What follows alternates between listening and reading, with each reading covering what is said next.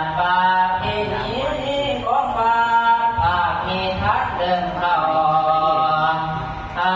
ตมาสิจาวาหูจากสำเนาสีอาตามีคันทางบ่อสิขอเบาเก้าทะเลตอนนี้นั้นทั่วสายหูแจ้งปาดมดาวสุนิสาจากตอนนักมาที่ควันเจ้านำให้ทั้งให้นะมาสงสารบุตรีไทย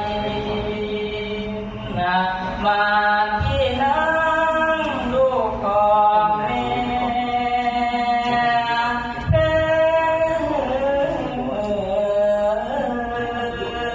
อยู่นักการแท้แท้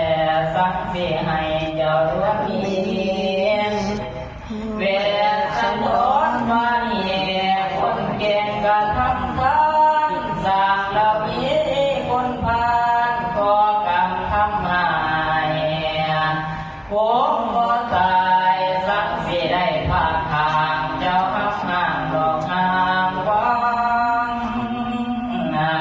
อนุพันเจ้านั้นตั้งสร้างก็ยันที่พังย่านบ่ยังก็มีสิ่งของใส่นะสวดใส่ใจจากแม่เบี้ยยังก่อนเวียนยังโน้เต็มบางก่อนเจ้าเคยดับเคยนอนอยู่กลางปราสาททวงสนมว่าเก็บไว้ทั่วทุกบ้านก็ย้อนยวงสรรเสริญคำเอ่ยเจ้าสิเดินทางไปป่านครวางไว้ยาสิไปทุนเจ้าคงสนใสล้อมเมืองบางทีลาโทษให้ยังสิได้นางนาบอน